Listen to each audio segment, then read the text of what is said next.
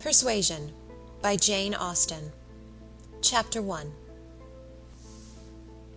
Sir Walter Elliot, of Kellynch Hall, in Somersetshire, was a man who, for his own amusement, never took up any book but the baronetage. There he found occupation for an idle hour, and consolation in a distressed one. There his faculties were roused into admiration and respect by contemplating the limited remnant of the earliest patents. There any unwelcome sensations, arising from domestic affairs, changed naturally into pity and contempt, as he turned over the almost endless creations of the last century. And there, if every other leaf were powerless, he could read his own history with an interest which never failed. This was the page at which the favourite volume always opened. Elliot, of Kellynch Hall. Walter Elliot, born March 1st, 1760, married July 15th, 1784, Elizabeth, daughter of James Stevenson, Esquire, of South Park, in the county of Gloucester, by which lady, who died 1800, he has issue Elizabeth, born June 1st, 1785, Anne, born August 9th, 1787, a stillborn son, November 5th, 1789, Mary, born November 20th, 1791. Precisely such had the paragraph originally stood from the printer's hands, but Sir Walter had improved it by adding, for the information of himself and his family, these words, after the date of Mary's birth. Married December 16th, 1810, Charles, son and heir of Charles Musgrove, Esquire, of Uppercross, in the county of Somerset, and by inserting most accurately the day of the month on which he had lost his wife. Then followed the history and rise of the ancient and respectable family, in the usual terms, how it had been first settled in Cheshire, how mentioned in Dugdale, serving the office of High Sheriff, representing a borough in 3 successive parliaments, exertions of loyalty and dignity of baronet in the first year of Charles II, with all the Marys and Elizabeths they had married, forming altogether 2 handsome 12mo pages, and concluding with the arms and motto, principal seat, Kellynch Hall, in the county of Somerset, and Sir Walter's handwriting again in this finale. Heir presumptive, William Walter Elliot, Esquire, great-grandson of the second Sir Walter. Vanity was the beginning and the end of Sir Walter Elliot's character, vanity of person and of situation. He had been remarkably handsome in his youth, and at 54 was still a very fine man. Few women could think more of their personal appearance than he did, nor could the valet of any new-made lord be more delighted with the place he held in society. He considered the blessing of beauty as inferior only to the blessing of a baronetcy, and the Sir Walter Elliot who united these gifts was the constant object of his warmest respect and devotion. His good looks and his rank had one fair claim on his attachment, since to them he must have owed a wife of very superior character to anything deserved by his own. Lady Elliot had been an excellent woman, sensible and amiable, whose judgment and conduct, if they might be pardoned the youthful infatuation which made her Lady Elliot, had never required indulgence afterwards. She had humoured, or softened, or concealed his failings, and promoted his real respectability for 17 years, and though not the very happiest being in the world herself, had found enough in her duties, her friends, and her children, to attach her to life, and to make it no matter of indifference to her when she was called on to quit them. 3 girls, the 2 eldest 16 and 14, was an awful legacy for a mother to bequeath, an awful charge rather to confide to the authority and guidance of a conceited, silly father.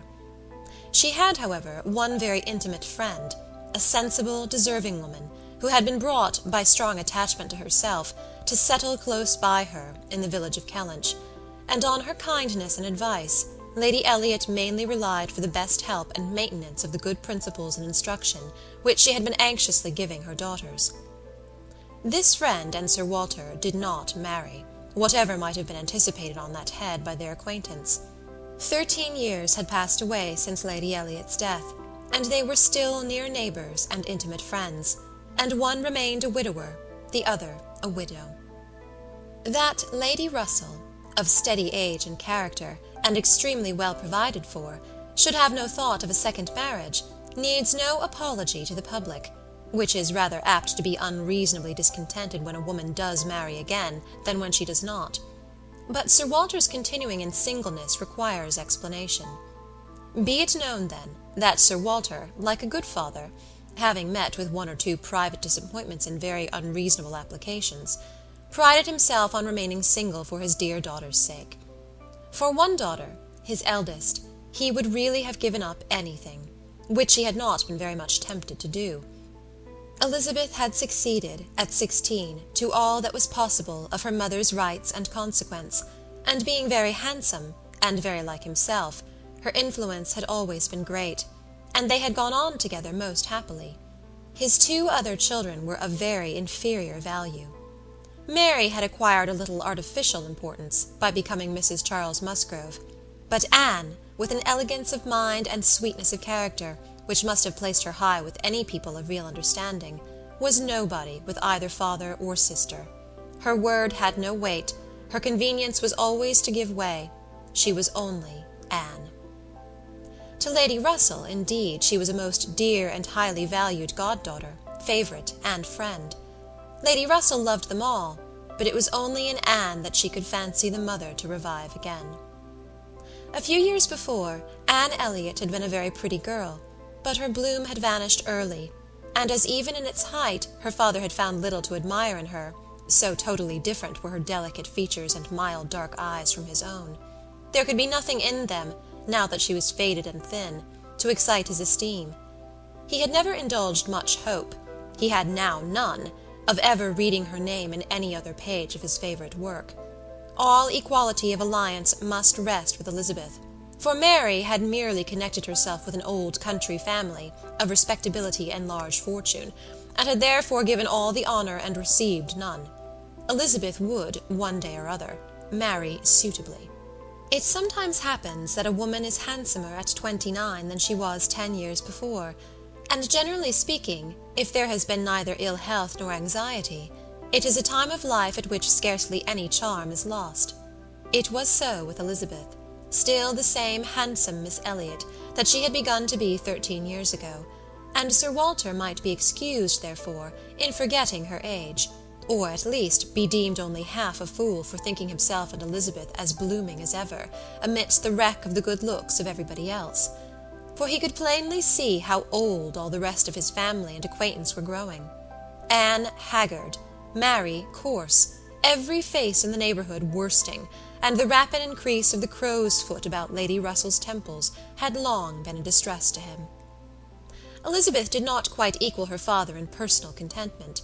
13 years had seen her mistress of Kellynch Hall, presiding and directing with a self-possession and decision which could never have given the idea of her being younger than she was. For 13 years had she been doing the honours, and laying down the domestic law at home, and leading the way to the chaise and four, and walking immediately after Lady Russell, out of all the drawing-rooms and dining-rooms in the country. 13 winters' revolving frosts had seen her opening every ball of credit which a scanty neighbourhood afforded, and 13 springs shone their blossoms as she travelled up to London with her father for a few weeks' annual enjoyment of the great world. She had the remembrance of all this, she had the consciousness of being 29 to give her some regrets and some apprehensions, she was fully satisfied of being still quite as handsome as ever, but she felt her approach to the years of danger, and would have rejoiced to be certain of being properly solicited by baronet blood within the next 12-month or two. Then might she again take up the book of books with as much enjoyment as in her early youth, but now she liked it not. Always to be presented with the date of her own birth, and see no marriage follow, but that of a youngest sister, made the book an evil, and more than once, when her father had left it open on the table near her, had she closed it, with averted eyes, and pushed it away.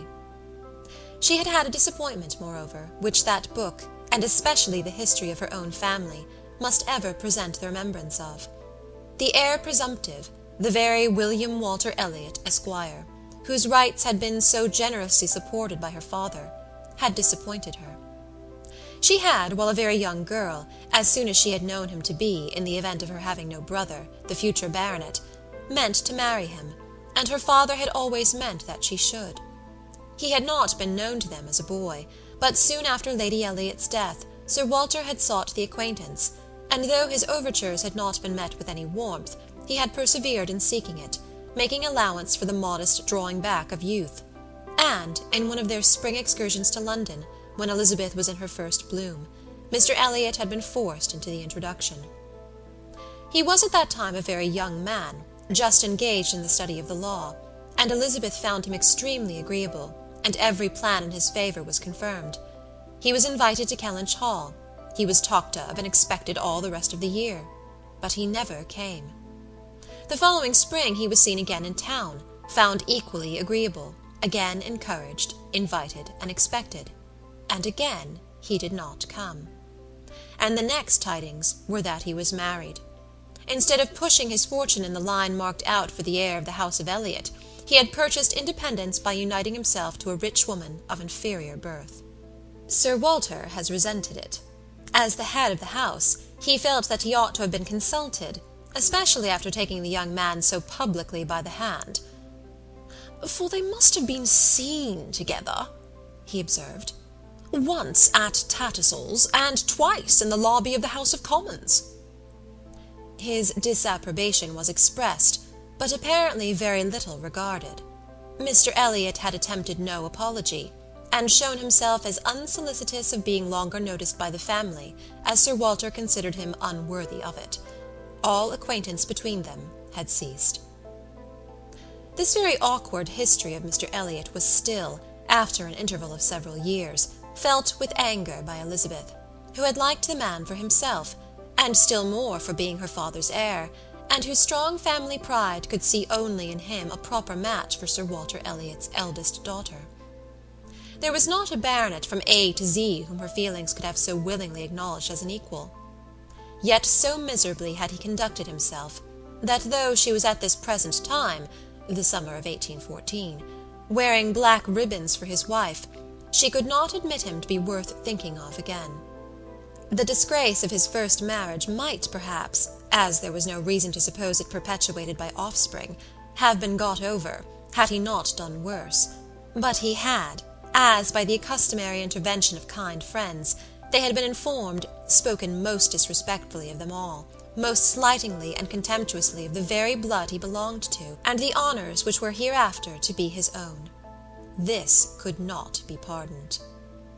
Such were Elizabeth Elliot's sentiments and sensations, such the cares to alloy, the agitations to vary, the sameness and the elegance, the prosperity and the nothingness of her scene of life, such the feelings to give interest to a long uneventful residence in one country circle, to fill the vacancies which there were no habits of utility abroad, no talents or accomplishments for home to occupy.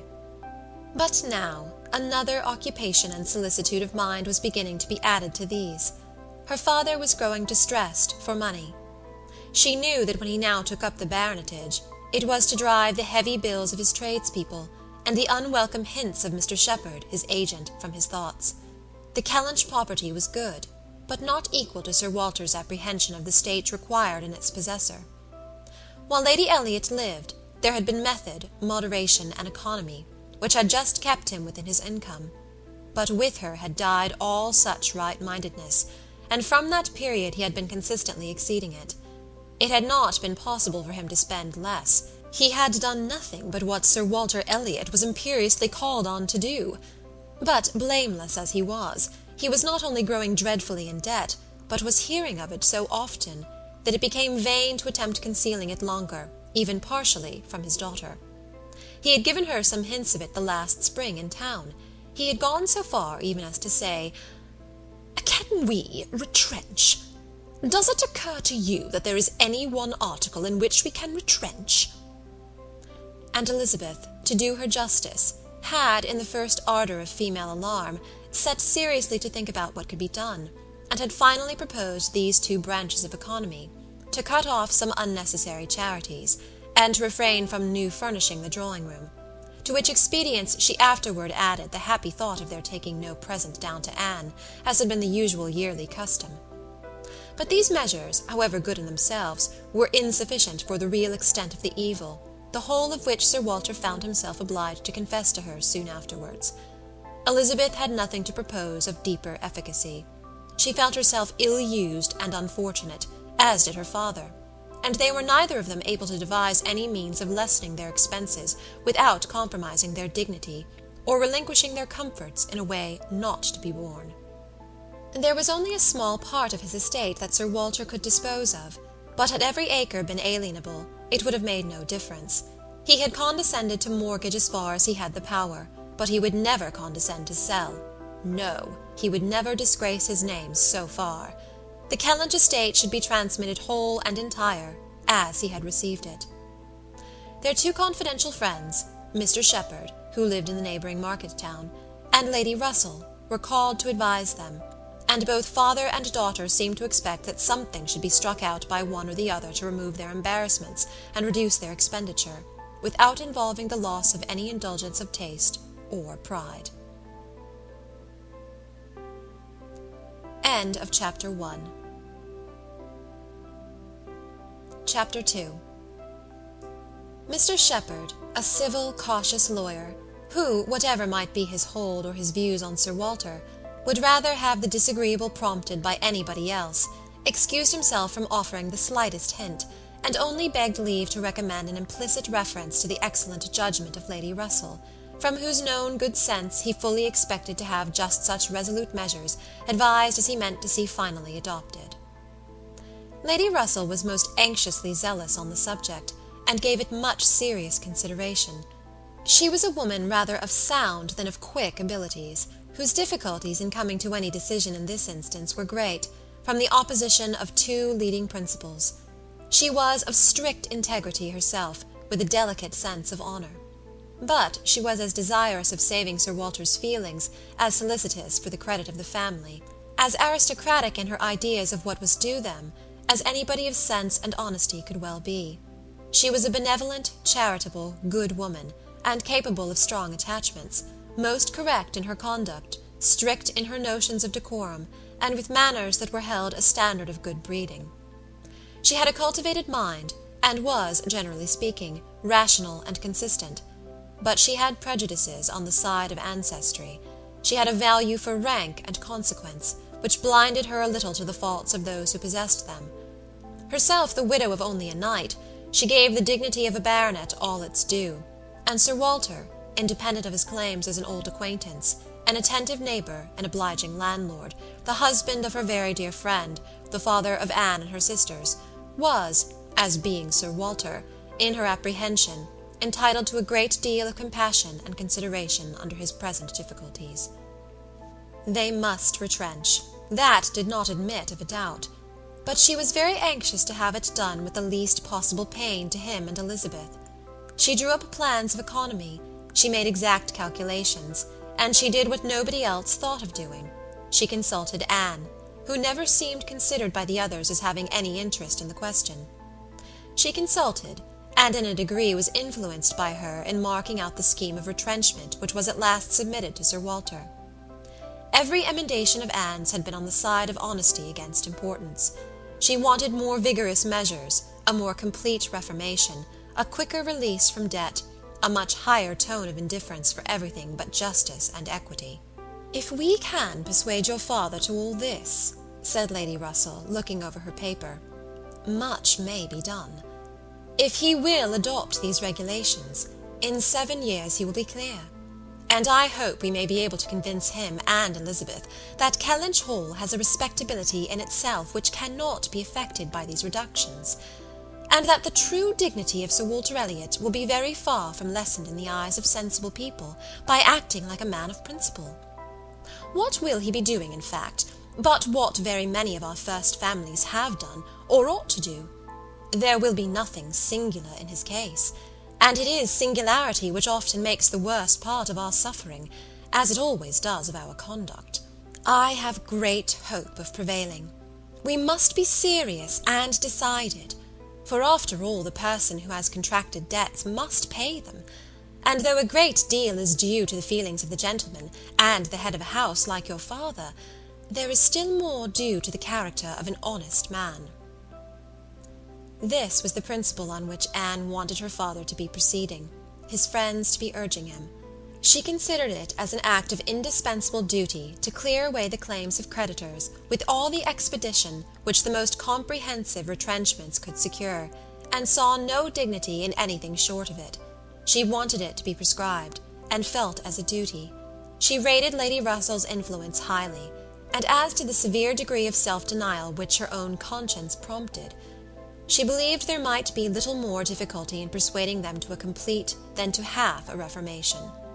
Her knowledge of her father and Elizabeth inclined her to think that the sacrifice of one pair of horses would be hardly less painful than of both, and so on, through the whole list of Lady Russell's too gentle reductions. How Anne's more rigid requisitions might have been taken is of little consequence. Lady Russell's had no success at all, could not be put up with, were not to be borne. What? Every comfort of life knocked off? Journeys, London, servants, horses, table, contractions and restrictions everywhere. To live no longer with the decencies even of a private gentleman. No, he would sooner quit Kellynch Hall at once than remain in it on such disgraceful terms. Quit Kellynch Hall. The hint was immediately taken up by Mr. Shepherd, whose interest was involved in the reality of Sir Walter's retrenching, and who was perfectly persuaded that nothing would be done without a change of abode. Since the idea had been started in the very quarter which ought to dictate, he had no scruple, he said, in confessing his judgment to be entirely on that side. It did not appear to him that Sir Walter could materially alter his style of living in a house which had such a character of hospitality and ancient dignity to support. In any other place Sir Walter might judge for himself, and would be looked up to, as regulating the modes of life in whatever way he might choose to model his household. Sir Walter would quit Kellynch Hall, and after very few days more of doubt and indecision, the great question of whither he should go was settled, and the first outline of this important change made out. There had been 3 alternatives: London, Bath, or another house in the country. All Anne's wishes had been for the latter. A small house in their own neighbourhood, where they might still have Lady Russell's society, still be near Mary, and still have the pleasure of sometimes seeing the lawns and groves of Kellynch, was the object of her ambition. But the usual fate of Anne attended her, in having something very opposite from her inclination fixed on. She disliked Bath, and did not think it agreed with her, and Bath was to be her home. Sir Walter had at first thought more of London, but Mr. Shepherd felt that he could not be trusted in London, and had been skilful enough to dissuade him from it, and make Bath preferred. It was a much safer place for a gentleman in his predicament. He might there be important at comparatively little expense. 2 material advantages of Bath over London had of course been given all their weight: its more convenient distance from Kellynch, only 50 miles, and Lady Russell's spending some part of every winter there, and to the very great satisfaction of Lady Russell, whose first views on the projected change had been for Bath, Sir Walter and Elizabeth were induced to believe that they should lose neither consequence nor enjoyment by settling there. Lady Russell felt obliged to oppose her dear Anne's known wishes. It would be too much to expect Sir Walter to descend into a small house in his own neighbourhood. Anne herself would have found the mortifications of it more than she foresaw, and to Sir Walter's feelings they must have been dreadful. And with regard to Anne's dislike of Bath, she considered it as a prejudice and mistake arising, first, from the circumstance of her having been 3 years at school there, after her mother's death, and secondly, from her happening to be not in perfectly good spirits the only winter which she had afterwards spent there with herself. Lady Russell was fond of Bath, in short, and disposed to think it must suit them all, and as to her young friend's health, by passing all the warm months with her at Kellynch Lodge, every danger would be avoided. And it was in fact a change which must do both health and spirits good. Anne had been too little from home, too little seen. Her spirits were not high. A larger society would improve them. She wanted her to be more known. The undesirableness of any other house in the same neighbourhood for Sir Walter was certainly much strengthened by one part, and a very material part of the scheme, which had been happily engrafted on the beginning. He was not only to quit his home, but to see it in the hands of others, a trial of fortitude which stronger heads than Sir Walter's have found too much. Kellynch Hall was to be let. This, however, was a profound secret, not to be breathed beyond their own circle. Sir Walter could not have borne the degradation of being known to design letting his house. Mr. Shepherd had once mentioned the word advertise, but never dared approach it again. Sir Walter spurned the idea of its being offered in any manner, forbade the slightest hint being dropped of his having such an intention, and it was only on the supposition of his being spontaneously solicited by some most unexceptionable applicant, on his own terms, and as a great favour, that he would let it at all. How quick come the reasons for approving what we like! Lady Russell had another excellent one at hand, for being extremely glad that Sir Walter and his family were to remove from the country. Elizabeth had been lately forming an intimacy, which she wished to see interrupted. It was with the daughter of Mr. Shepherd, who had returned after an unprosperous marriage to her father's house, with the additional burden of 2 children. She was a clever young woman, who understood the art of pleasing at least at Kellynch Hall, and who had made herself so acceptable to Miss Elliot as to have been already staying there more than once, in spite of all that Lady Russell, who thought it a friendship quite out of place, could hint of caution and reserve. Lady Russell, indeed, had scarcely any influence with Elizabeth, and seemed to love her rather because she would love her than because Elizabeth deserved it. She had never received from her more than outward attention, nothing beyond the observances of complaisance, had never succeeded in any point which she wanted to carry, against previous inclination. She had been repeatedly very earnest in trying to get Anne included in the visit to London, sensibly open to all the injustice and all the discredit of the selfish arrangements which shut her out, and on many lesser occasions had endeavoured to give Elizabeth the advantage of her own better judgment and experience, but always in vain. Elizabeth would go her own way, and never had she pursued it in more decided opposition to Lady Russell than in this selection of Mrs. Clay, turning from the society of so deserving a sister to bestow her affection and confidence on one who ought to have been nothing to her but the object of distant civility. From situation, Mrs. Clay was, in Lady Russell's estimate, a very unequal, and in her character, she believed, a very dangerous companion. And a removal that would leave Mrs. Clay behind, and bring a choice of more suitable intimates within Miss Elliot's reach, was therefore an object of first-rate importance. End of Chapter 2. Chapter 3.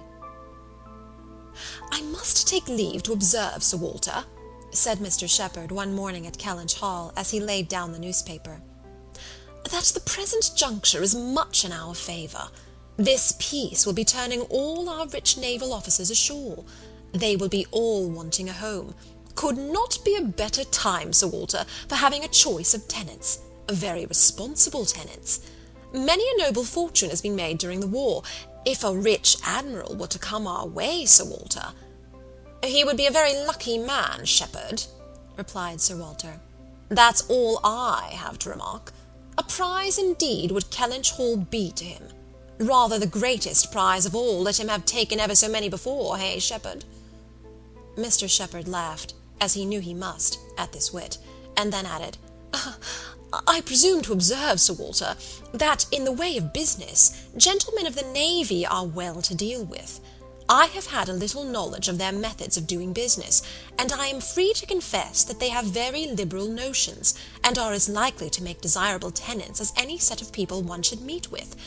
Therefore, Sir Walter, what I would take leave to suggest is, that if in consequence of any rumours getting abroad of your intention, which must be contemplated as a possible thing, because we know how difficult it is to keep the actions and designs of one part of the world from the notice and curiosity of the other, consequence has its tax. I, John Shepherd, might conceal any family matters that I chose, for nobody would think it worth their while to observe me, but Sir Walter Elliot has eyes upon him which it may be very difficult to elude, and therefore thus much I venture upon, that it will not greatly surprise me if, with all our caution, some rumour of the truth should get abroad, in the supposition of which, as I was going to observe, since applications will unquestionably follow, I should think any from our wealthy naval commanders particularly worth attending to, and beg leave to add, that 2 hours will bring me over at any time to save you the trouble of replying." Sir Walter only nodded, but soon afterwards, rising and pacing the room, he observed sarcastically, "There are very few among the gentlemen of the navy, I imagine, who would not be surprised to find themselves in a house of this description." "They would look around them, no doubt, and bless their good fortune," said Mrs. Clay, for Mrs. Clay was present. Her father had driven her over, nothing being of so much use to Mrs. Clay's health as a drive to Kellynch. "But I quite agree with my father in thinking a sailor might be a very desirable tenant. I have known a good deal of the profession, and besides their liberality, they are so neat and careful in all their ways. These valuable pictures of yours, Sir Walter, if you chose to leave them, would be perfectly safe. Everything in and about the house would be taken such excellent care of. The gardens and shrubberies would be kept in almost as high order as they are now. You need not be afraid, Miss Elliot, of your own sweet flower gardens being neglected." "As to all that," rejoined Sir Walter coolly, "supposing I were induced to let my house, I have by no means made up my mind as to the privileges to be annexed to it. I am not particularly disposed to favour a tenant. The park would be open to him, of course, and few navy officers, or men of any other description, can have had such a range. But what restrictions I might impose on the use of the pleasure grounds is another thing. I am not fond of the idea of my shrubberies being always approachable, and I should recommend Miss Elliot to be on her guard with respect to her flower garden. I am very little disposed to grant a tenant of Kellynch Hall any extraordinary favour, I assure you, be he sailor or soldier." After a short pause, Mr. Shepherd presumed to say, "In all these cases, there are established usages which make everything plain and easy between landlord and tenant. Your interest, Sir Walter, is in pretty safe hands. Depend upon me for taking care that no tenant has more than his just rights. I venture to hint that Sir Walter Elliot cannot be half so jealous for his own as John Shepherd will be for him." Here Anne spoke. "The navy, I think, who have done so much for us, have at least an equal claim with any other set of men for all the comforts and all the privileges which any home can give. Sailors work hard enough for their comforts, we must all allow." Very true, what Miss Anne says is very true," was Mr. Shepherd's rejoinder, and "Oh, certainly," was his daughter's. But Sir Walter's remark was, soon afterwards, "The profession has its utility, but I should be sorry to see any friend of mine belonging to it." "Indeed?" was the reply, with a look of surprise. "Yes, it is in 2 points offensive to me. I have 2 strong grounds of objection to it. First, as being the means of bringing persons of obscure birth into undue distinction, and raising men to honours which their fathers and grandfathers never dreamt of. And secondly, as it cuts up a man's youth and vigour most horribly. A sailor grows old sooner than any other man. I have observed it all my life. A man is in greater danger in the navy of being insulted by the rise of one whose father, his father might have disdained to speak to, and of becoming prematurely an object of disgust himself, than in any other line. One day last spring in town, I was in company with 2 men, striking instances of what I am talking of. Lord St. Ives, whose father we all know to have been a country curate, without bread to eat. I was to give place to Lord St. Ives, and to a certain Admiral Baldwin, the most deplorable-looking personage you can imagine. His face the colour of mahogany, rough and rugged to the last degree, all lines and wrinkles, 9 grey hairs of a side, and nothing but a dab of powder at top. In the name of heaven, who is that old fellow? Said I to a friend of mine who was standing near, Sir Basil Morley. Old fellow? Cried Sir Basil. It is Admiral Baldwin. What do you take his age to be? 60, said I, or perhaps 62. 40, replied Sir Basil, 40 and no more. Picture to yourselves my amazement. I shall not easily forget Admiral Baldwin. I never saw quite so wretched an example of what a seafaring life can do. But to a degree I know it is the same with them all. They are all knocked about, and exposed to every climate, and every weather, till they are not fit to be seen. It is a pity they are not knocked on the head at once, before they reach Admiral Baldwin's age." "Nay, Sir Walter," cried Mrs. Clay, "this is being severe indeed. Have a little mercy on the poor men. We are not all born to be handsome. The sea is no beautifier, certainly. Sailors do grow old betimes. I have observed it. They soon lose the look of youth. But then, is it not the same way with many other professions, perhaps most other? Soldiers in active service are not at all better off, and even in the quieter professions there is a toil and a labour of the mind, if not of the body, which seldom leaves a man's looks to the natural effect of time. The lawyer plods, quite careworn. The physician is up at all hours, and travelling in all weather, and even the clergyman—" She stopped a moment to consider what might do for the clergyman. "And even the clergyman, you know, is obliged to go into infected rooms, and expose his health and looks to all the injury of a poisonous atmosphere. In fact, as I have long been convinced, though every profession is necessary and honourable in its turn, it is only the lot of those who are not obliged to follow any, who can live in a regular way, in the country, choosing their own hours, following their own pursuits, and living on their own property, without the torment of trying for more. It is only their lot, I say, to hold the blessings of health and good appearance to the utmost. I know no other set of men but what lose something of their personableness when they cease to be quite young." It seemed as if Mr. Shepherd, in this anxiety to bespeak Sir Walter's goodwill towards a naval officer as tenant, had been gifted with foresight, for the very first application for the house was from an Admiral Croft, with whom he shortly afterwards fell into company in attending the quarter sessions at Taunton, and indeed he had received a hint of the Admiral from a London correspondent. By the report which he hastened over to Kellynch to make, Admiral Croft was a native of Somersetshire, who, having acquired a very handsome fortune, was wishing to settle in his own country, and had come down to Taunton in order to look at some advertised places in that immediate neighbourhood, which, however, had not suited him. That accidentally hearing, it was just as he had foretold, Mr. Shepherd observed, Sir Walter's concerns could not be kept a secret. Accidentally hearing of the possibility of Kellynch Hall being to let, and understanding his, Mr. Shepherd's, connection with the owner, he had introduced himself to him in order to make particular enquiries, and had, in the course of a pretty long conference, expressed as strong an inclination for the place as a man who knew it only by description could feel, and given Mr. Shepherd, in his explicit account of himself, every proof of his being a most responsible, eligible tenant. "And who is Admiral Croft?" was Sir Walter's cold, suspicious inquiry. Mr. Shepherd answered for his being of a gentleman's family, and mentioned a place, and Anne, after the little pause which followed, added, "He is a rear admiral of the White. He was in the Trafalgar action, and has been in the East Indies since. He was stationed there, I believe, several years." "Then I take it for granted," observed Sir Walter, "that his face is about as orange as the cuffs and capes of my livery."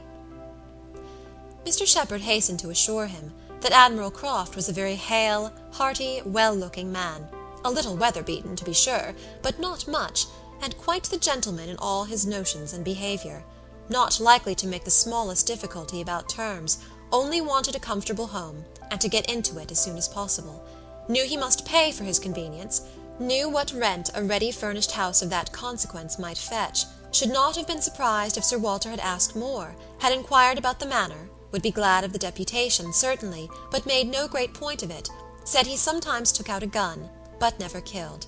Quite the gentleman. Mr. Shepherd was eloquent on the subject, pointing out all the circumstances of the Admiral's family, which made him peculiarly desirable as a tenant. He was a married man, and without children, the very state to be wished for. A house was never taken good care of, Mr. Shepherd observed, without a lady. He did not know whether furniture might not be in danger of suffering as much when there was no lady as where there were many children. A lady without a family was the very best preserver of furniture in the world. He had seen Mrs. Croft, too. She was at Taunton with the Admiral, and had been present almost all the time they were talking the matter over. "And a very well-spoken, genteel, shrewd lady she seemed to be," continued he. asked more questions about the house and terms and taxes than the Admiral himself, and seemed more conversant with business. And moreover, Sir Walter, I found she was not quite unconnected in this country any more than her husband. That is to say, she is sister to a gentleman who did live amongst us once. She told me so herself, sister to the gentleman who lived a few years back at Monkford. Bless me, what was his name?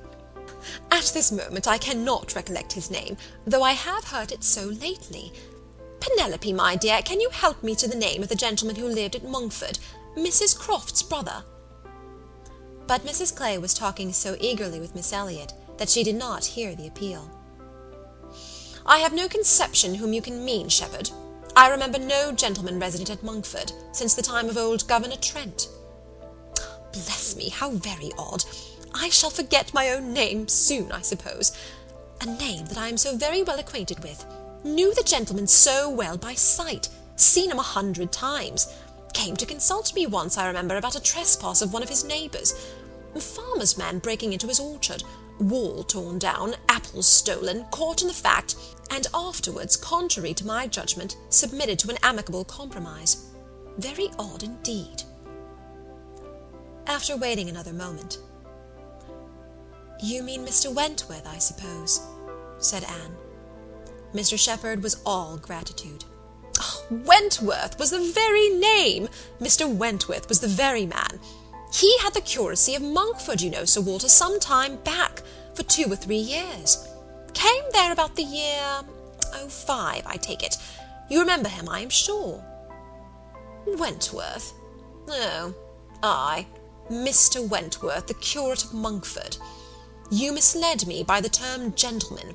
I thought you were speaking of some man of property. Mr. Wentworth was nobody, I remember. Quite unconnected. Nothing to do with the Strafford family. One wonders how the names of many of our nobility become so common." As Mr. Shepherd perceived that this connection of the Crofts did them no service with Sir Walter, he mentioned it no more, returning with all his zeal to dwell on the circumstances more indisputably in their favour, their age and number and fortune, the high idea they had formed of Kellynch Hall, and extreme solicitude for the advantage of renting it, making it appear as if they ranked nothing beyond the happiness of being the tenants of Sir Walter Elliot. An extraordinary taste, certainly, could they have been supposed in the secret of Sir Walter's estimate of the dues of a tenant. It succeeded, however, and though Sir Walter must ever look with an evil eye on any one intending to inhabit that house, and think them infinitely too well off in being permitted to rent it on the highest terms, he was talked into allowing Mr. Shepherd to proceed in the treaty, and authorizing him to wait on Admiral Croft, who still remained at Taunton, and fix a day for the house being seen. Sir Walter was not very wise, but still he had experience enough of the world to feel that a more unobjectionable tenant in all essentials than Admiral Croft bid fair to be could hardly offer. So far went his understanding, and his vanity supplied a little additional soothing in the Admiral's situation in life, which was just high enough, and not too high. "I have let my house to Admiral Croft," would sound extremely well, very much better than to any mere Mr. A Mr., save perhaps some half-dozen in the nation, always needs a note of explanation. An admiral speaks his own consequence, and at the same time can never make a baronet look small. In all their dealings and intercourse, Sir Walter Elliot must ever have the precedence. Nothing could be done without a reference to Elizabeth, but her inclination was growing so strong for a removal that she was happy to have it fixed and expedited by a tenant at hand, and not a word to suspend decision was uttered by her. Mr. Shepherd was completely empowered to act, and no sooner had such an end been reached than Anne, who had been a most attentive listener to the whole, left the room to seek the comfort of cool air for her flushed cheeks, and as she walked along a favourite grove, said, with a gentle sigh, "A few months more, and he, perhaps, may be walking here." End of Chapter 3. Chapter 4. He was not Mr. Wentworth, the former curate of Monkford, however suspicious appearances may be, but a Captain Frederick Wentworth, his brother, who, being made commander in consequence of the action off St. Domingo, and not immediately employed, had come into Somersetshire in the summer of 1806, and having no parent living, found a home for half a year at Monkford. He was, at that time, a remarkably fine young man, with a great deal of intelligence, spirit, and brilliancy, and Anne an extremely pretty girl, with gentleness, modesty, taste, and feeling. Half the sum of attraction, on either side, might have been enough, for he had nothing to do, and she had hardly anybody to love. But the encounter of such lavish recommendations could not fail. They were gradually acquainted, and when acquainted, rapidly and deeply in love. It would be difficult to say which had seen highest perfection in the other, or which had been the happiest, she in receiving his declarations and proposals, or he in having them accepted. A short period of exquisite felicity followed, and but a short one. Troubles soon arose. Sir Walter, on being applied to, without actually withholding his consent, or saying it should never be, gave it all the negative of great astonishment, great coldness, great silence, and professed resolution of doing nothing for his daughter. He thought it a very degrading alliance, and Lady Russell, though with more tempered and pardonable pride, received it as a most unfortunate one. Anne Elliot, with all her claims of birth, beauty, and mind, to throw herself away at 19, involve herself at 19 in an engagement with a young man who had nothing but himself to recommend him, and no hopes of attaining affluence but in the chances of a most uncertain profession, and no connections to secure even his farther rise in the profession, would be indeed a throwing away which she grieved to think of. Anne Elliot, so young, known to so few, to be snatched off by a stranger without alliance or fortune, or rather sunk by him into a state of most wearing, anxious, youth-killing dependence. It must not be, if by any fair interference of friendship, any representations from one who had almost a mother's love and mother's rights, it would be prevented. Captain Wentworth had no fortune. He had been lucky in his profession, but spending freely what had come freely, had realized nothing. But he was confident that he should soon be rich, full of life and ardor. He knew that he should soon have a ship, and soon be on a station that would lead to everything he wanted. He had always been lucky. He knew he should be so still. Such confidence, powerful in its own warmth, and bewitching in the wit which often expressed it, must have been enough for Anne. But Lady Russell saw it very differently. His sanguine temper and fearlessness of mind operated very differently on her. She saw in it but an aggravation of the evil. It only added a dangerous character to himself. He was brilliant, he was headstrong. Lady Russell had little taste for wit, and of anything approaching to imprudence a horror. She deprecated the connection in every light. Such opposition as these feelings produced was more than Anne could combat. Young and gentle as she was, it might yet have been possible to withstand her father's ill will, though unsoftened by one kind word or look on the part of her sister. But Lady Russell, whom she had always loved and relied on, could not, with such steadiness of opinion and such tenderness of manner, be continually advising her in vain. She was persuaded to believe the engagement a wrong thing, indiscreet, improper, hardly capable of success, and not deserving it.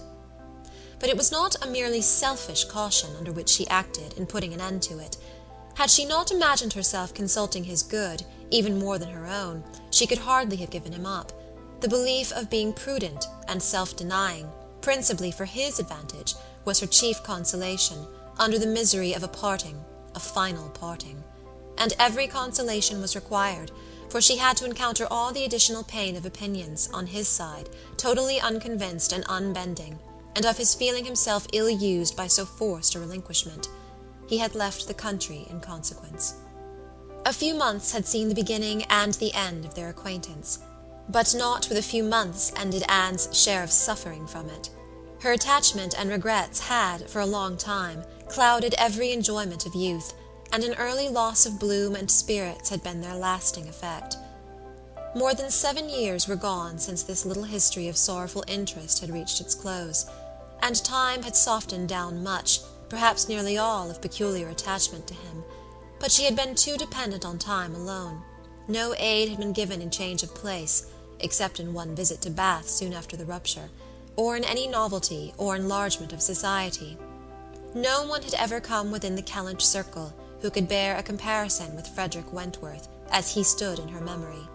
No second attachment, the only thoroughly natural, happy, and sufficient cure, at her time of life, had been possible to the nice tone of her mind, the fastidiousness of her taste, in the small limits of the society around them. She had been solicited, when about 22, to change her name, by the young man who not long afterwards found a more willing mind in her younger sister, and Lady Russell had lamented her refusal. For Charles Musgrove was the eldest son of a man whose landed property and general importance were second in that country, only to Sir Walter's, and of good character and appearance, and however Lady Russell might have asked yet for something more while Anne was 19, she would have rejoiced to see her at 22 so respectably removed from the partialities and injustice of her father's house, and settled so permanently near herself. But in this case Anne had left nothing for advice to do, and though Lady Russell, as satisfied as ever with her own discretion, never wished the past undone, she began now to have the anxiety which borders on hopelessness, for Anne's being tempted, by some man of talents and independence, to enter a state for which she held her to be peculiarly fitted by her warm affections and domestic habits. They knew not each other's opinion, either its constancy or its change, on the one leading point of Anne's conduct, for the subject was never alluded to. But Anne, at 27, thought very differently from what she had been made to think at 19. She did not blame Lady Russell. She did not blame herself for having been guided by her. But she felt that were any young person, in similar circumstances, to apply to her for counsel, they would never receive any of such certain immediate wretchedness, such uncertain future good. She was persuaded that under every disadvantage of disapprobation at home, and every anxiety attending his profession, all their probable fears, delays, and disappointments, she should yet have been a happier woman in maintaining the engagement than she had been in the sacrifice of it, and this she fully believed had the usual share, had even more than the usual share of all such solicitudes and suspense been theirs, without reference to the actual results of their case, which, as it happened, would have bestowed earlier prosperity than could be reasonably calculated on. All his sanguine expectations, all his confidence had been justified. His genius and ardour had seemed to foresee and to command his prosperous path. He had, very soon after their engagement ceased, got employ, and all that he had told her would follow had taken place.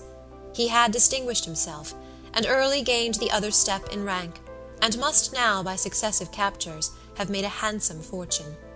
She had only navy lists and newspapers for her authority, but she could not doubt his being rich, and in favour of his constancy she had no reason to believe him married. How eloquent could Anne Elliot have been! How eloquent, at least, were her wishes on the side of early warm attachment, and a cheerful confidence in futurity, against that over-anxious caution which seems to insult exertion and distrust Providence. She had been forced into prudence in her youth. She learned romance as she grew older, the natural sequel of an unnatural beginning. With all these circumstances, recollections, and feelings, she could not hear that Captain Wentworth's sister was likely to live at Kellynch without a revival of former pain, and many a stroll and many a sigh were necessary to dispel the agitation of the idea. She often told herself it was folly, before she could harden her nerves sufficiently to feel the continual discussion of the Crofts and their business no evil. She was assisted, however, by that perfect indifference and apparent unconsciousness among the only three of her own friends in the secret of the past, which seemed almost to deny any recollection of it. She could do justice to the superiority of Lady Russell's motives in this, over those of her father and Elizabeth. She could honour all the better feelings of her calmness, but the general air of oblivion among them was highly important, from whatever it sprung. And in the event of Admiral Croft's really taking Kellynch Hall, she rejoiced anew over the conviction which had always been most grateful to her, of the past being known to those three only among her connections, by whom no syllable, she believed, would ever be whispered, and in the trust that among his, the brother only with whom he had been residing, had received any information of their short-lived engagement. That brother had been long removed from the country, and being a sensible man, and, moreover, a single man at the time, she had a fond dependence on no human creature's having heard of it from him. The sister, Mrs. Croft, had then been out of England, accompanying her husband on a foreign station, and her own sister, Mary, had been at school while it all occurred, and never admitted by the pride of some, and the delicacy of others, to the smallest knowledge of it afterwards. With these supports, she hoped that the acquaintance between herself and the Crofts, which, with Lady Russell, still resident in Kellynch, and Mary fixed only 3 miles off, must be anticipated, need not involve any particular awkwardness. End of Chapter 4. Chapter 5. On the morning appointed for Admiral and Mrs. Croft seeing Kellynch Hall, Anne found it most natural to take her almost daily walk to Lady Russell's, and keep out of the way till all was over, when she found it most natural to be sorry that she had missed the opportunity of seeing them. This meeting of the two parties proved highly satisfactory, and decided the whole business at once. Each lady was previously well disposed for an agreement, and saw nothing, therefore, but good manners in the other, and with regard to the gentleman, there was such an hearty good humour, such an open, trusting liberality on the Admiral's side, as could not but influence Sir Walter, who had besides been flattered into his very best and most polished behaviour by Mr. Shepherd's assurances of his being known, by report, to the Admiral, as a model of good breeding. The house and grounds and furniture were approved, the Crofts were approved, terms, time, everything, and everybody was right, and Mr. Shepherd's clerks were set to work, without there having been a single preliminary difference to modify of all that "this indenture showeth." Sir Walter, without hesitation, declared the Admiral to be the best-looking sailor he had ever met with, and went so far as to say that if his own man might have had the arranging of his hair, he should not be ashamed of being seen with him anywhere. And the Admiral, with sympathetic cordiality, observed to his wife as they drove back through the park, "I thought we should soon come to a deal, my dear, in spite of what they told us at Taunton. The baronet will never set the Thames on fire, but there seems to be no harm in him." Reciprocal compliments, which would have been esteemed about equal. The Crofts were to have possession at Michaelmas, and as Sir Walter proposed removing to Bath in the course of the preceding month, there was no time to be lost in making every dependent arrangement. Lady Russell, convinced that Anne would not be allowed to be of any use, or any importance, in the choice of the house which they were going to secure, was very unwilling to have her hurried away so soon, and wanted to make it possible for her to stay behind till she might convey her to Bath herself after Christmas, but having several engagements of her own which must take her from Kellynch for several weeks, she was unable to give the full invitation she wished, and Anne, though dreading the possible heats of September in all the white glare of Bath, and grieving to forego all the influence so sweet and so sad of the autumnal months in the country, did not think that, everything considered, she wished to remain. It would be most right, and most wise, and therefore must involve least suffering to go with the others. Something occurred, however, to give her a different duty. Mary, often a little unwell, and always thinking a great deal of her own complaints, and always in the habit of claiming Anne when anything was the matter, was indisposed, and foreseeing that she should not have a day's health all the autumn, entreated, or rather required her, for it was hardly entreaty, to come to Uppercross Cottage, and bear her company as long as she should want her, instead of going to Bath. "I cannot possibly do without Anne," was Mary's reasoning, and Elizabeth's reply was, "Then I am sure Anne had better stay, for nobody will want her in Bath." To be claimed as a good, though in an improper style, is at least better than being rejected as no good at all, and Anne, glad to be thought of some use, glad to have anything marked out as a duty, and certainly not sorry to have the scene of it in the country, and her own dear country, readily agreed to stay. This invitation of Mary's removed all Lady Russell's difficulties, and it was consequently soon settled that Anne should not go to Bath till Lady Russell took her, and that all the intervening time should be divided between Uppercross Cottage and Kellynch Lodge. So far all was perfectly right, but Lady Russell was almost startled by the wrong of one part of the Kellynch Hall plan when it burst on her, which was Mrs. Clay's being engaged to go to Bath with Sir Walter and Elizabeth as a most important and valuable assistant to the latter in all the business before her. Lady Russell was extremely sorry that such a measure should have been resorted to at all, wondered, grieved, and feared, and the affront it contained to Anne in Mrs. Clay's being of so much use while Anne could be of none was a very sore aggravation. Anne herself was become hardened to such affronts, but she felt the imprudence of the arrangement quite as keenly as Lady Russell. With a great deal of quiet observation, and a knowledge, which she often wished less, of her father's character, she was sensible that results the most serious to his family from the intimacy were more than possible. She did not imagine that her father had at present an idea of the kind. Mrs. Clay had freckles, and a projecting tooth, and a clumsy wrist, which he was continually making severe remarks upon in her absence. But she was young, and certainly altogether well-looking, and possessed, in an acute mind and assiduous pleasing manners, infinitely more dangerous attractions than any mere personal might have been. Anne was so impressed by the degree of their danger that she could not excuse herself from trying to make it perceptible to her sister. She had little hope of success, but Elizabeth, who in the event of such a reverse would be so much more to be pitied than herself, should never, she thought, have reason to reproach her for giving no warning. She spoke, and seemed only to offend. Elizabeth could not conceive how such an absurd suspicion should occur to her, and indignantly answered for each party's perfectly knowing their situation. "Mrs. Clay," said she warmly, "never forgets who she is, and as I am rather better acquainted with her sentiments than you can be, I can assure you that upon the subject of marriage they are particularly nice, and that she reprobates all inequality of condition and rank more strongly than most people. And as to my father, I really should not have thought that he, who has kept himself single so long for our sakes, need be suspected now. If Mrs. Clay were a very beautiful woman, I grant you, it might be wrong to have her so much with me. Not that anything in the world, I am sure, would induce my father to make a degrading match, but he might be rendered unhappy. But poor Mrs. Clay, who, with all her merits, can never have been reckoned tolerably pretty, I really think poor Mrs. Clay may be staying here in perfect safety. One would imagine you had never heard my father speak of her personal misfortunes, though I know you must 50 times. The tooth of hers, and those freckles. Freckles do not disgust me so very much as they do him. I have known a face not materially disfigured by a few, but he abominates them.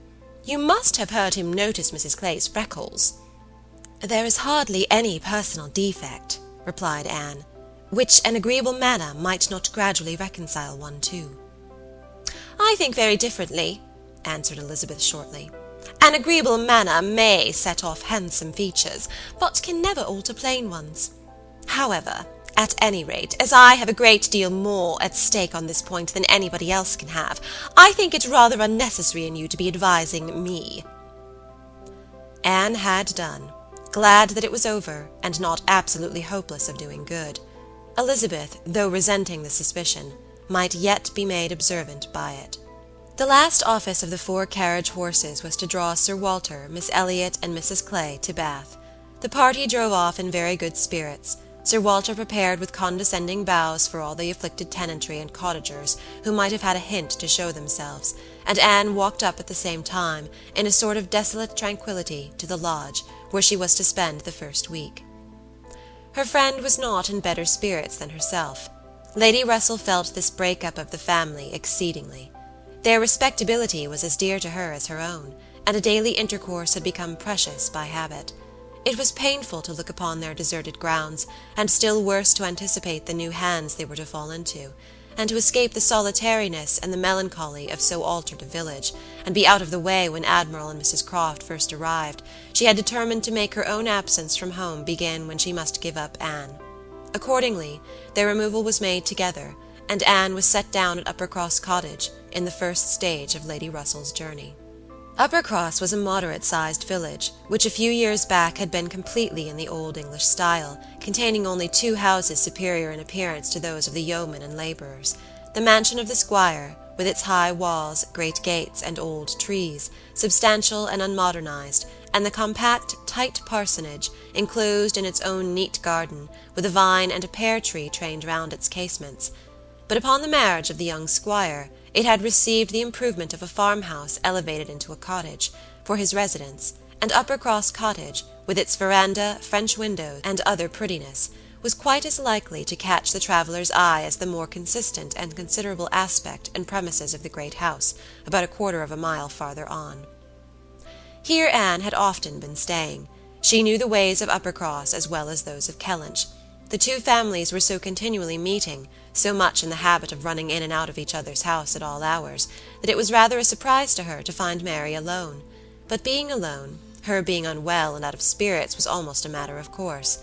Though better endowed than the elder sister, Mary had not Anne's understanding nor temper.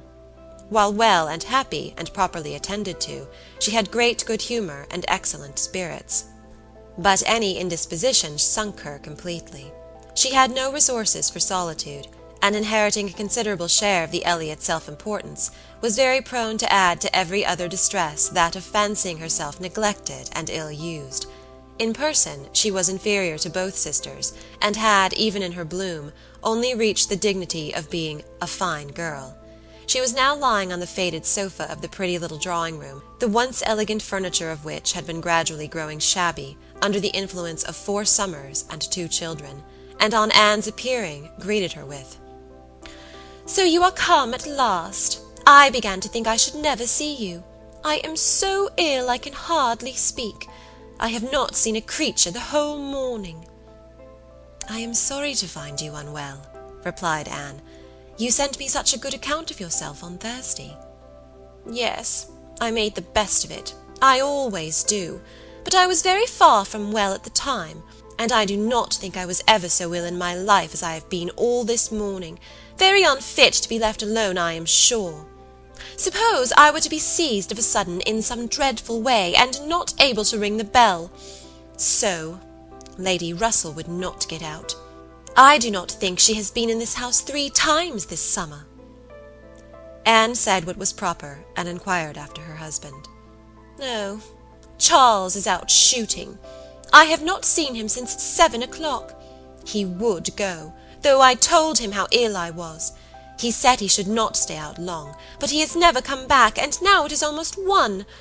I assure you I have not seen a soul this whole long morning." "You have had your little boys with you?" "Yes, as long as I could bear their noise, but they are so unmanageable that they do me more harm than good. Little Charles does not mind a word I say, and Walter is growing quite as bad." "Well, you will soon be better now," replied Anne cheerfully. "You know I always cure you when I come. How are your neighbours at the great house?" "I can give you no account of them. I have not seen one of them to-day, except Mr. Musgrove, who just stopped and spoke through the window, but without getting off his horse, and though I told him how ill I was, not one of them have been near me. It did not happen to suit the Miss Musgroves, I suppose, and they never put themselves out of their way." "You will see them yet, perhaps, before the morning is gone. It is early." "I never want them, I assure you. They talk and laugh a great deal too much for me. Oh, Anne, I am so very unwell. It was quite unkind of you not to come on Thursday." "My dear Mary, recollect what a comfortable account you sent me of yourself. You wrote in the cheerfullest manner, and said you were perfectly well, and in no hurry for me. And that being the case, you must be aware that my wish would be to remain with Lady Russell to the last. And besides what I felt on her account, I have really been so busy, have had so much to do, that I could not very conveniently have left Kellynch sooner." "Dear me, what can you possibly have to do?" "A great many things, I assure you. More than I can recollect in a moment, but I can tell you some. I have been making a duplicate of the catalogue of my father's books and pictures. I have been several times in the garden with Mackenzie, trying to understand, and make him understand, which of Elizabeth's plants are for Lady Russell. I have had all my own little concerns to arrange, books and music to divide, and all my trunks to repack, from not having understood in time what was intended as to the wagons. And one thing I have had to do, Mary, of a more trying nature, going to almost every house in the parish, as a sort of take-leave. I was told that they wished it, but all these things took up a great deal of time." "Oh, well," and after a moment's pause, But you have never asked me one word about our dinner at the Pools yesterday." "Did you go, then? I have made no enquiries because I concluded you must have been obliged to give up the party." "Oh, yes, I went. I was very well yesterday, nothing at all the matter with me till this morning. It would have been strange if I had not gone." "I am very glad you were well enough, and I hope you had a pleasant party." "Nothing remarkable. One always knows beforehand what the dinner will be, and who will be there, and it is so very uncomfortable not having a carriage of one's own. Mr. and Mrs. Musgrove took me, and we were so crowded. They are both so very large and take up so much room, and Mr. Musgrove always sits forward. So there was I, crowded into the back seat with Henrietta and Louisa, and I think it very likely that my illness today may be owing to it." A little further perseverance and patience and forced cheerfulness on Anne's side produced nearly a cure on Mary's. She could soon sit upright on the sofa, and began to hope she might be able to leave it by dinner-time. Then, forgetting to think of it, she was at the other end of the room, beautifying a nosegay. Then she ate her cold meat, and then she was well enough to propose a little walk. "Where shall we go?" said she, when they were ready. "I suppose you will not like to call at the great house before they have been to see you." "I have not the smallest objection on that account," replied Anne. "I should never think of standing on such ceremony with people I know so well as Mrs. and the Miss Musgroves." "Oh, but they ought to call upon you as soon as possible. They ought to feel what is due to you as my sister. However, we may as well go and sit with them a little while, and when we have that over, we can enjoy our walk." Anne had always thought such a style of intercourse highly imprudent, but she had ceased to endeavour to check it, from believing that, though there were on each side continual subjects of offence, neither family could now do without it. To the great house accordingly they went, to sit the full half-hour in the old-fashioned square parlour, with a small carpet and shining floor, to which the present daughters of the house were gradually giving the proper air of confusion by a grand pianoforte and a harp, flower-stands and little tables placed in every direction. Oh, could the originals of the portraits against the wainscot, could the gentlemen in brown velvet and the ladies in blue satin, have seen what was going on, have been conscious of such an overthrow of all order and neatness, the portraits themselves seemed to be staring in astonishment. The Musgroves, like their houses, were in a state of alteration, perhaps of improvement. The father and mother were in the old English style, and the young people in the new. Mr. and Mrs. Musgrove were a very good sort of people, friendly and hospitable, not much educated, and not at all elegant. Their children had more modern minds and manners. There were a numerous family, but the only two grown up, excepting Charles, were Henrietta and Louisa, young ladies of 19 and 20, who had brought from school at Exeter all the usual stock of accomplishments, and were now, like thousands of other young ladies, living to be fashionable, happy, and merry. Their dress had every advantage, their faces were rather pretty, their spirits extremely good, their manners unembarrassed and pleasant.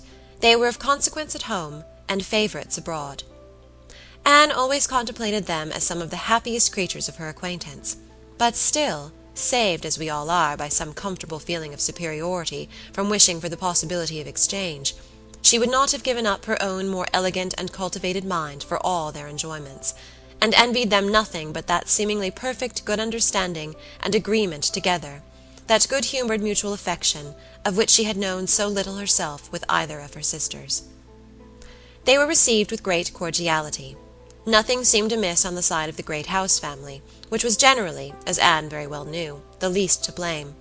The half-hour was chatted away pleasantly enough, and she was not at all surprised at the end of it to have their walking party joined by both the Miss Musgroves, at Mary's particular invitation. End of Chapter 5. Chapter 6.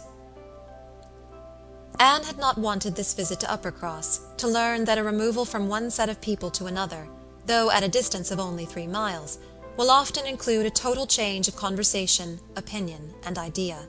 She had never been staying there before, without being struck by it, or without wishing that other Elliots could have her advantage in seeing how unknown, or unconsidered there, were the affairs which at Kellynch Hall were treated as of such general publicity and pervading interest.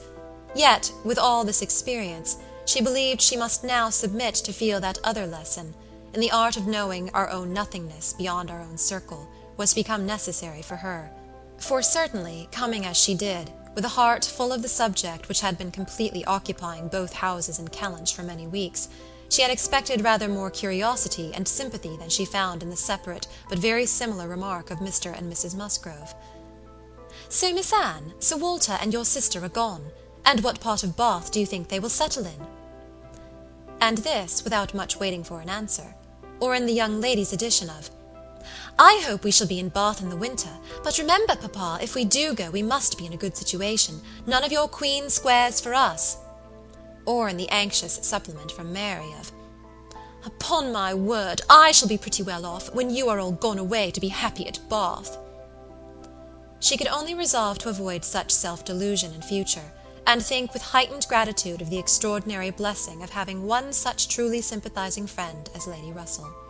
The Mr. Musgroves had their own game to guard and to destroy, their own horses, dogs, and newspapers to engage them, and the females were fully occupied in all the other common subjects of housekeeping, neighbours, dress, dancing, and music. She acknowledged it to be very fitting that every little social commonwealth should dictate its own matters of discourse, and hoped ere long to become a not unworthy member of the one she was now transplanted into.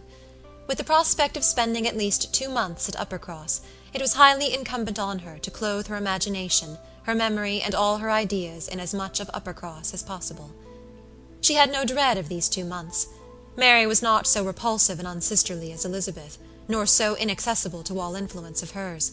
Neither was there anything among the other component parts of the cottage inimical to comfort. She was always on friendly terms with her brother-in-law, and in the children, who loved her nearly as well, and respected her a great deal more than their mother, she had an object of interest, amusement, and wholesome exertion. Charles Musgrove was civil and agreeable. In sense and temper he was undoubtedly superior to his wife, but not of powers, or conversation, or grace, to make the past, as they were connected together, at all a dangerous contemplation, though at the same time Anne could believe, with Lady Russell, that a more equal match might have greatly improved him, and that a woman of real understanding might have given more consequence to his character, and more usefulness, rationality, and elegance to his habits and pursuits. As it was, he did nothing with much zeal but sport, and his time was otherwise trifled away, without benefit from books or anything else. He had very good spirits, which never seemed much affected by his wife's occasional lowness, bore with her unreasonableness sometimes to Anne's admiration, and upon the whole, though there was very often a little disagreement, in which she had sometimes more share than she wished, being appealed to by both parties, they might pass for a happy couple. They were always perfectly agreed in the want of more money, and a strong inclination for a handsome present from his father. But here, as on most topics, he had the superiority, for while Mary thought it a great shame that such a present was not made, he always contended for his father's having many other uses for his money, and a right to spend it as he liked. As to the management of their children, his theory was much better than his wife's, and his practice not so bad. "I can manage them very well, if it were not for Mary's interference," was what Anne often heard him say, and had a good deal of faith in. But when listening in turn to Mary's reproach of, "Charles spoils the children so that I cannot get them into any order," she never had the smallest temptation to say, "Very true." One of the least agreeable circumstances of her residence there was her being treated with too much confidence by all parties, and being too much in the secret of the complaints of each house. Known to have some influence with her sister, she was continually requested, or at least receiving hints to exert it, beyond what was practicable. "I wish you could persuade Mary not to be always fancying herself ill," was Charles's language, and in an unhappy mood, thus spoke Mary. "I do believe if Charles were to see me dying, he would not think there was anything the matter with me. I am sure, Anne, if you would, you might persuade him that I really am very ill, a great deal worse than I ever own." Mary's declaration was, "I hate sending the children to the great house, though their grandmamma is always wanting to see them, for she humours and indulges them to such a degree, and gives them so much trash and sweet things, that they are sure to come back sick and cross for the rest of the day." And Mrs. Musgrove took the first opportunity of being alone with Anne to say, "Oh, Miss Anne, I cannot help wishing Mrs. Charles had a little of your method with those children. They are quite different creatures with you. But to be sure, in general, they are so spoilt. It is a pity you cannot put your sister in the way of managing them. They are as fine, healthy children as ever were seen, poor little dears, without partiality. But Mrs. Charles knows no more about how they should be treated. Bless me, how troublesome they are sometimes! I assure you, Miss Anne, it prevents my wishing to see them at our house so often as I otherwise should. I believe Mrs. Charles is not quite pleased with my not inviting them oftener, but you know it is very bad to have children with one that one is obligated to be checking every moment. Don't do this, and don't do that, or that one can only keep in tolerable order by more cake than is good for them. She had this communication, moreover, from Mary. Mrs. Musgrove thinks all her servants so steady that it would be high treason to call it in question. But I am sure, without exaggeration, that her upper housemaid and laundry-maid, instead of being in their business, are gadding about the village all day long. I meet them wherever I go, and I declare I never go twice into my nursery without seeing something of them. If Jemima were not the trustiest, steadiest creature in the world, it would be enough to spoil her, for she tells me they are always tempting her to take a walk with them. And on Mrs. Musgrove's side it was, I make a rule of never interfering in any of my daughter-in-law's concerns, for I know it would not do. But I shall tell you, Miss Anne, because you may be able to set things to rights, that I have no very good opinion of Mrs. Charles's nursery-maid. I hear strange stories of her. She is always upon the gad, and from my own knowledge I can declare she is such a fine dressing lady that she is enough to ruin any servant she comes near. Mrs. Charles quite swears by her, I know, but I just give you this hint, that you may be upon the watch, because if you see anything amiss, you need not be afraid of mentioning it. Again, it was Mary's complaint that Mrs. Musgrove was very apt not to give her the precedence that was her due when they dined at the great house with other families, and she did not see any reason why she was to be considered so much at home as to lose her place. And one day when Anne was walking with only the Musgroves, one of them, after talking of rank, people of rank, and jealousy of rank, said, I have no scruple of observing to you how nonsensical some persons are about their place, because all the world knows how easy and indifferent you are about it. But I wish anybody could give Mary a hint that it would be a great deal better if she were not so very tenacious, especially if she would not be always putting herself forward to take place of mamma. Nobody doubts her right to have precedence of mamma, but it would be more becoming in her not to be always insisting on it. It is not that mamma cares about it the least in the world, but I know it is taken notice of by many persons. How was Anne to set all these matters to rights? She could do little more than listen patiently, soften every grievance, and excuse each to the other, give them all hints of the forbearance necessary between such near neighbours, and make those hints broadest which were meant for her sister's benefit. In all other respects her visit began and proceeded very well. Her own spirits improved by change of place and subject, by being removed 3 miles from Kellynch, Mary's ailments lessened by having a constant companion, and their daily intercourse with the other family, since there was neither superior affection, confidence, nor employment in the cottage to be interrupted by it, was rather an advantage. It was certainly carried nearly as far as possible, for they met every morning, and hardly ever spent an evening asunder, but she believed they should not have done so well without the sight of Mr. and Mrs. Musgrove's respectable forms in the usual places, or without the talking, laughing, and singing of their daughters. She played a great deal better than either of the Miss Musgroves, but having no voice, no knowledge of the harp, and no fond parents, to sit by and fancy themselves delighted, her performance was little thought of, only out of civility, or to refresh the others, as she was well aware. She knew that when she played she was giving pleasure only to herself, but this was no new sensation. Excepting one short period of her life, she had never, since the age of 14, never since the loss of her dear mother, known the happiness of being listened to, or encouraged by any just appreciation or real taste. In music she had been always used to feel alone in the world, and Mr. and Mrs. Musgrove's fond partiality for their own daughter's performance, and total indifference to any other person's, gave her much more pleasure for their sakes than mortification for her own. The party at the great house was sometimes increased by other company. The neighbourhood was not large, but the Musgroves were visited by everybody, and had more dinner parties and more callers, more visitors by invitation and by chance, than any other family. There were more completely popular. The girls were wild for dancing, and the evenings ended occasionally in an unpremeditated little ball. There was a family of cousins within a walk of Uppercross, in less affluent circumstances, who depended on the Musgroves for all their pleasures.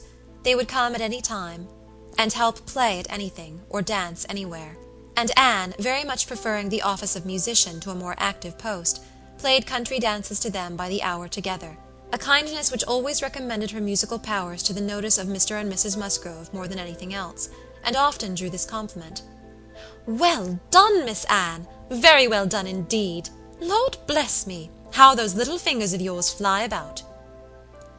So passed the first 3 weeks. Michaelmas came, and now Anne's heart must be in Kellynch again. A beloved home made over to others, all the precious rooms and furniture, groves and prospects, beginning to own other eyes and other limbs. She could not think of much else on the 29th of September, and she had this sympathetic touch in the evening from Mary, who, on having occasion to note down the day of the month, exclaimed, "Dear me, is not this the day the Crofts were to come to Kellynch? I am glad I did not think of it before. How low it makes me!" The Crofts took possession with true naval alertness, and were to be visited. Mary deplored the necessity for herself. Nobody knew how much she should suffer. She should put it off as long as she could. But it was not easy till she had talked Charles into driving her over on an early day, and was in a very animated, comfortable state of imaginary agitation when she came back. Anne had very sincerely rejoiced in there being no means of her going. She wished, however, to see the Crofts, and was glad to be within when the visit was returned. They came. The master of the house was not at home, but the 2 sisters were together, and as it chanced that Mrs. Croft fell to the share of Anne, while the Admiral sat by Mary, and made himself very agreeable by his good-humoured notice of her little boys, she was well able to watch for a likeness, and if it failed her in the features, to catch it in the voice, or in the turn of sentiment and expression. Mrs. Croft, though neither tall nor fat, had a squareness, uprightness, and vigour of form, which gave importance to her person. She had bright dark eyes, good teeth, and altogether an agreeable face, though her reddened and weather-beaten complexion, the consequence of her having been almost as much at sea as her husband, made her seem to have lived some years longer in the world than her real 38.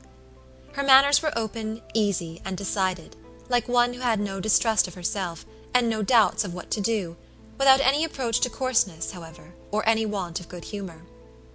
Anne gave her credit, indeed, for feelings of great consideration towards herself, in all that related to Kellynch, and it pleased her, especially, as she had satisfied herself in the very first half-minute, in the instant even of introduction, that there was not the smallest symptom of any knowledge or suspicion on Mrs. Croft's side, to give a bias of any sort. She was quite easy on that head, and consequently full of strength and courage, till for a moment electrified by Mrs. Croft suddenly saying, "It was you, and not your sister, I find, that my brother had the pleasure of being acquainted with, when he was in this country." Anne hoped she had outlived the age of blushing, but the age of emotion she certainly had not. "Perhaps you may not have heard that he is married," added Mrs. Croft. She could now answer as she ought, and was happy to feel, when Mrs. Croft's next words explained it to be Mr. Wentworth of whom she spoke, that she had said nothing which might not do for either brother. She immediately felt how reasonable it was that Mrs. Croft should be thinking and speaking of Edward, and not of Frederick, and with shame at her own forgetfulness, applied herself to this knowledge of their former neighbour's present state with proper interest. The rest was all tranquillity, till, just as they were moving, she heard the Admiral say to Mary, "We are expecting a brother of Mrs. Croft's here soon. I dare say you know him by name." He was cut short by the eager attacks of the little boys, clinging to him like an old friend, and declaring he should not go, and being too much engrossed by proposals of carrying them away in his coat pockets, etc., to have another moment for finishing or recollecting what he had begun. Anne was left to persuade herself, as well as she could, that the same brother must still be in question. She could not, however, reach such a degree of certainty as not to be anxious to hear whether anything had been said on the subject at the other house, where the Crofts had previously been calling. The folks of the great house were to spend the evening of this day at the cottage, and it being now too late in the year for such visits to be made on foot, the coach was beginning to be listened for, when the youngest Miss Musgrove walked in. That she was coming to apologize, and that they should have to spend the evening by themselves, was the first black idea, and Mary was quite ready to be affronted, when Louisa made all right by saying that she only came on foot to leave more room for the harp, which was bringing in the carriage. "And I will tell you our reason," she added, "and all about it. I am come on to give you notice that papa and mamma are out of spirits this evening, especially mamma. She is thinking so much of poor Richard. And we agreed it would be best to have the harp, for it seems to amuse her more than the pianoforte. I will tell you why she is out of spirits. When the Crofts called this morning, they called here afterwards, did they not? They happened to say that her brother, Captain Wentworth, is just returned to England, or paid off or something, and is coming to see them almost directly. And most unluckily it came into mamma's head, when they were gone, that Wentworth, or something very like it, was the name of poor Richard's captain at one time. I do not know when or where, but a great while before he died, poor fellow. And upon looking over his letters and things, she found it was so, and is perfectly sure that this must be the very man, and her head is quite full of it, and of poor Richard. So we must be as merry as we can, that she may not be dwelling upon such gloomy things." The real circumstances of this pathetic piece of family history were, that the Musgroves had had the ill fortune of a very troublesome, hopeless son, and the great good fortune to lose him before he reached his 20th year; that he had been sent to sea because he was stupid and unmanageable on shore; that he had been very little cared for at any time by his family, though quite as much as he deserved, seldom heard of and scarcely at all regretted, when the intelligence of his death abroad had worked its way to Uppercross 2 years before. He had, in fact, though his sisters were now doing all they could for him, by calling him poor Richard, been nothing better than a thick-headed, unfeeling, unprofitable Dick Musgrove, who had never done anything to entitle himself to more than the abbreviation of his name, living or dead. He had been several years at sea, and had, in the course of those removals to which all midshipmen are liable, and especially such midshipmen as every captain wishes to get rid of, been 6 months on board Captain Frederick Wentworth's frigate, the Laconia; and from the Laconia he had, under the influence of his captain, written the only 2 letters which his father and mother had ever received from him during the whole of his absence; that is to say, the only 2 disinterested letters. All the rest had been mere applications for money.